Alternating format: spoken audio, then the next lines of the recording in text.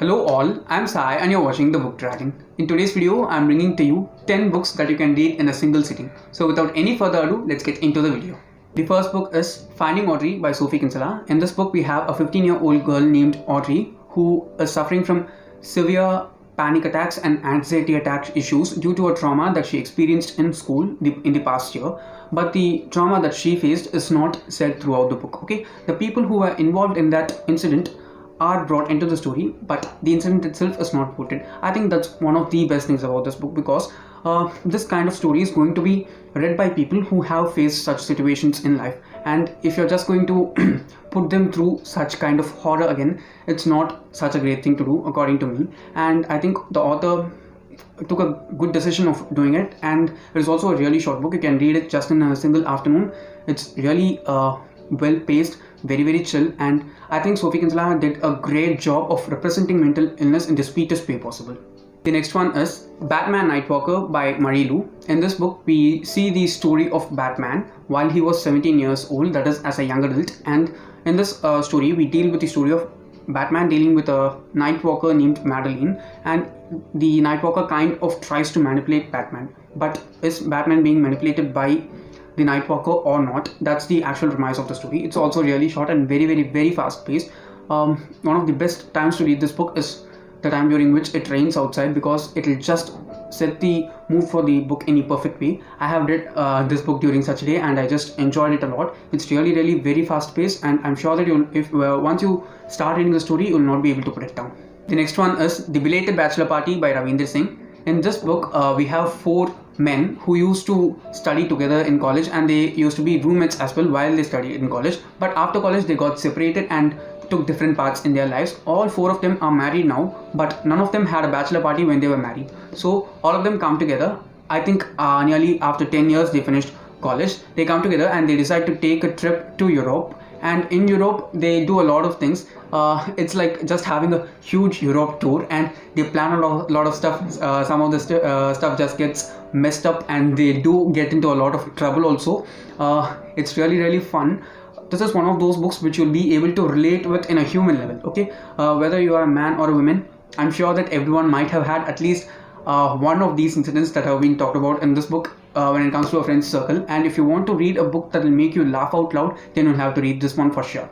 The next one is Animal Farm by George Orwell. This is a classic, and one of the things which I liked about this book is the idea that has been portrayed by George Orwell in this one so long ago itself. It's really very modern, and I'm sure that even in the years to come, this will stand of one of the testaments of his work. It's really short. Just see, you can read it within an hour or hour and a half. It'll just take that long to read, but the messages that this story tries to convey are really awesome. It is political. Okay, keep that in mind while you're getting into it, but you'll be able to see the sarcasm and satire things that he's trying to in the satire way that he's trying to address certain real issues in our life. It's really awesome. I don't want to tell a lot about this book, but if you're a person who likes reading stories which address social issues in a satire way, yet really wise and witful, then you'll have to read Animal Farm. The next one is one of my all-time favorites, and it's Ikigai by Francesc Miralles and Hector Garcia. This is a non-fiction self-help book about the life of people in a small village in Japan called Okinawa, and how they all try to live over 100 years.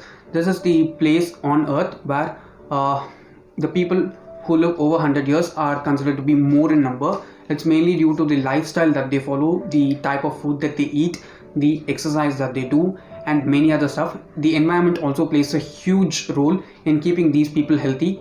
The food that they eat is mostly the food that they grow, and that is available within a very closed circle from where they actually survive, and it's one of the main reasons why they have been able to live for that long years. It's also one of those villages that have been affected a lot due to the atom bomb blasts from World War II, and despite all those situations, people continue to live longer lives there, and it's really one of the best books that I've read, and I really do think that everyone needs to read this.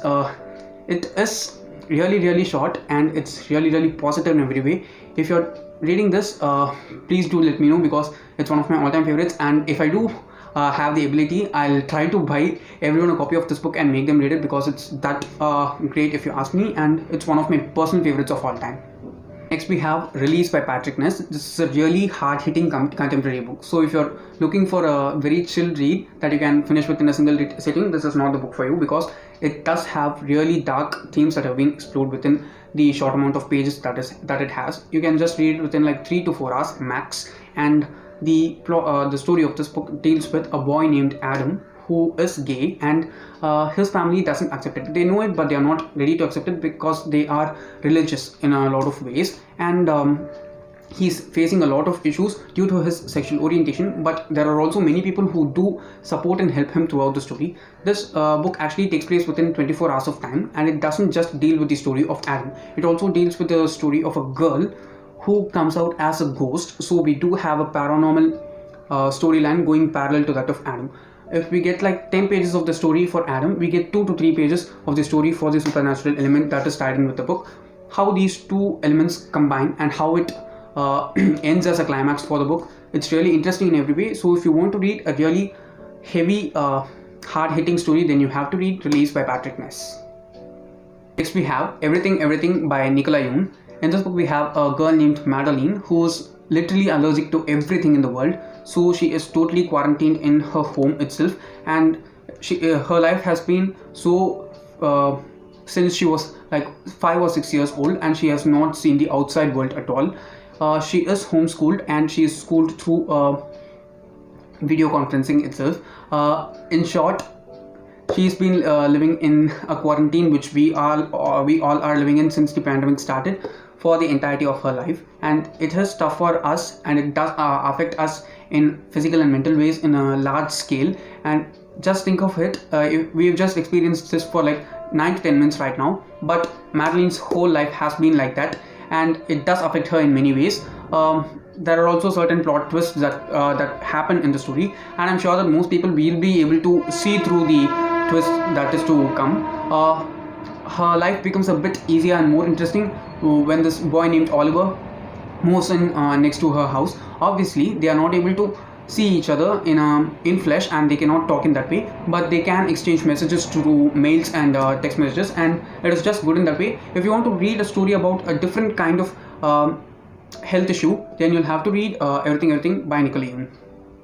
Next we have The Poetics by Elizabeth Acevedo. In this book we deal with the story of a girl named Xiomara, who is also from a very religious household, and she is brought up in such a way that she has a lot of aspirations to become in life, but her mother doesn't support them, because she doesn't think that those are not things a girl needs to pursue for in life. But Xiomara's view towards life is totally modern, and she wants to empower herself as a woman in the society, and she has this incredible zeal towards writing poetry. And the story is actually based upon how she manages time between going to church and also having her poetry class after school during the same time that she has to attend church, and how she balances these two things, what kind of issues that she faces in her family as well as in her school.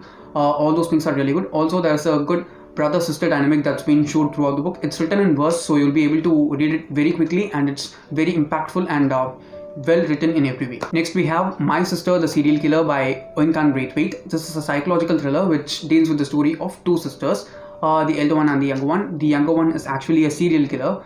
She's a type of girl who goes out with guys on a date and ends up killing them in one way or the other. In this way, she has killed 3 boys before, and her elder sister, she's considered it her responsibility to help the younger one in order to cover all the murders and not get her convicted for any of the things that happen. They are also from a very abusive household. Their mother is very supportive, but their father is not. He's very abusive in many ways, and the sister dynamic that's shown in this one and the sibling relationship are really good. Also, the relationship between the 2 daughters and their abusive father, as well as the 2 daughters and their very supportive mother, is also really well portrayed. I liked the character of the elder sister rather than the serial killer a lot in this one, and if you're looking for a really quick read, then try this one. Next, I have 2 books from a trilogy. It's a middle grade fantasy trilogy by Victoria Schwab. They are City of Ghosts and Tunnel of Bones. I do have dedicated reviews for some of the books in some of these books in my channel. I'll try to link all those videos in the description down below, so you can go and check it out if you're interested. In this book, we have a girl I don't remember her name right now, but her talent is that she's able to see ghosts which exist, and her main work that she considers for herself is that she's going to help these ghosts to pass on to the spiritual world from the physical world, because they are stuck in this world, and some of them need help and some of them don't know that they need help, and they are ghosts in some way or the other. They also cause a lot of huge havocs throughout the city. The first book, City of Ghosts, actually takes place in Edinburgh, and the second book, Tunnel of Bones, takes place in Paris. So we are going to get a different location for the third book also. I think the title of this third book is Bridge of Souls. I'm not sure, but I'm very much interested in picking that up as soon as it released. So these are all the books that I've recommended today that you can read in a single sitting. If you found this video enjoyable and interesting, don't forget to give it a thumbs up and also share it to your friends. If you want to get more content from me, do subscribe to the channel because I publish new videos every Sunday, Tuesday, Thursday and Saturday. Thanks for watching and have a great rest of your day.